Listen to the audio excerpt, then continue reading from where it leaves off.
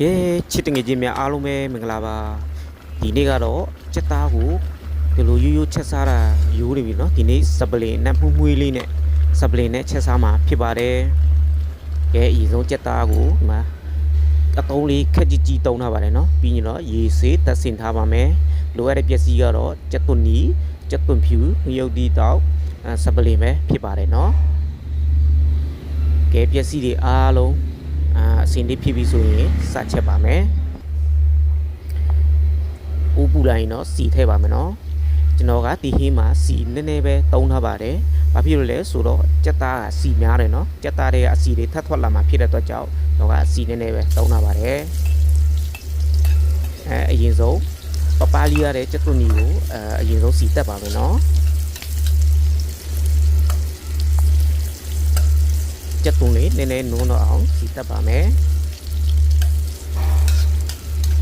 အခုလိုစပလင်နဲ့ချက်စားတော့အရန်ကိုစကောင်းတယ်အရန်ကိုမှုေးတဲ့စပလင်နဲ့ကဲတာကတော့ကျက်သွန်ဖြူနဲ့ရိုးဒီတောက်ကိုထောင်းလာတာအခါတည်းစီတက်ပါမယ်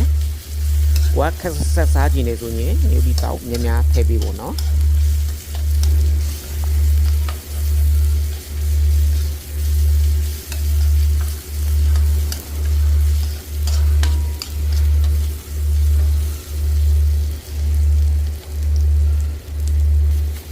ဟုတ်ကဲ့ပြီးရင်ဟင်းရောင်လေးနည်းနည်းလှတော့အောင်အစိမ့်မှုတ်လေးနည်းနည်းတုံးထားပါတယ်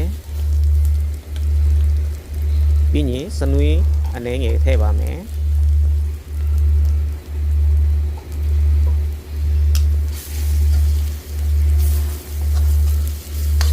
ပြီးတော့စီတက်ပါမယ်နော်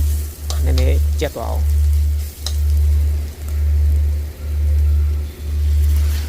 ကဲ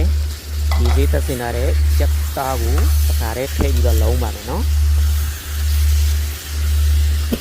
ကျွန်တော်ကခက်အတုံးကြီးကြီးလေးတုံးထားပါတယ်နော်ဘာဖြစ်လဲဆိုတော့ကြက်ချက်မှာဆိုတော့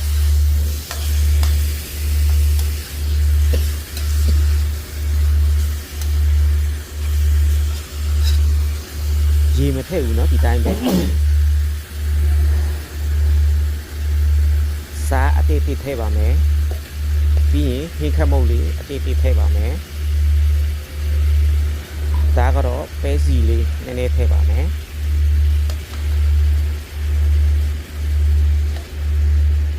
ညံပြာရည်လေးနည်းနည်းထည့်ပါမယ်ကဲပြီးရင်ကြက်သားထဲကိုအသားတွေစိတ်ဝင်သွားအောင်ကျွန်တော်တို့လုံးပြီးပါမယ်နော်ရေမထည့်ဘူးနော်ဒီတိုင်းပဲလုံးပြီးတော့ကျွန်တော်တို့ကြက်သားကိုခဏလေးကြော်ထားပြီးမှာပေါ့နော်ကြက်သားတွေကအရေးတွေအစီတွေထွက်လာမှာလေတော့ကဲပြီးရင်တော့ဖုံးလေးခဏအုပ်ပြီးတော့နှက်ထားမယ်အိုးမတူးရအောင်နော်ကျွန်တော်လှန်ပေးပါမယ်ကြက်သားကို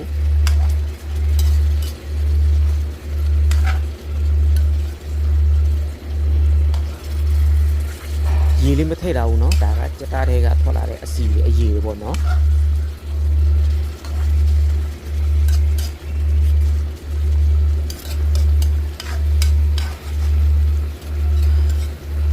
ပြီးရင်တော့ကျွန်တော်တို့ခဏလေးပြန်နှက်ထားမယ်ကဲအခုတို့ရေလေး6လာပြီเนาะစီလေးပြန်လာပြီပြီးရင်စပလင်လေးနှစ်ပင်ထည့်ပေးမယ်เนาะကြက်သားပုံမူတည်ပေါ့เนาะကိုကြက်သားများမယ်ဆိုရင်စပလင်3-4ပင်လောက်ထည့်လို့ရပါတယ်ကျွန်တော်ကတော့ကြက်သားပေါင်ချမ်းတစ်ချမ်းပဲသုံးထားလို့ဆိုတော့เนาะစပလင်နှစ်ပင်ပဲထည့်တာပါလေကဲပြီးရင်ရေနွေးလေးထည့်ပေးမယ်เนาะရေနွေးလေးထည့်ရင်တော့ပိုပြီးကောင်းတာပေါ့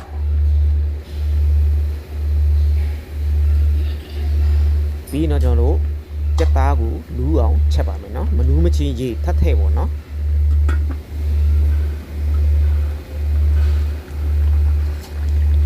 ဟုတ်ကဲ့ဒါကကျွန်တော်3ရေချက်တာပြီးပြီပေါ့เนาะကြက်သားနူးလားစမ်းကြည့်ပေါ့ကြက်သားကတော့နူးပြီပေါ့เนาะ3ရေတောင်မှဆိုတော့ကဲပြီးရင်တော့လည်းအရတာလေးတစ်ခါတည်းညီးကြည့်မယ်လိုအပ်တာတွေကိုထပ်ထည့်လို့ရပါတယ်ကျွန်တော်ကတော့အရည်နဲ့စားခြင်းလို့အရည်လေးခက်မြများနော်ခြံထားပါတယ်ကဲမိတ်ဆွေတို့အရည်လေးချက်6လို့ခြင်းเนาะဒီထက်6အောင်တော့ထပ်တည်ပေးပေါ့เนาะကျွန်တော်ကတော့အရည်နဲ့စားခြင်းလို့အရည်လေး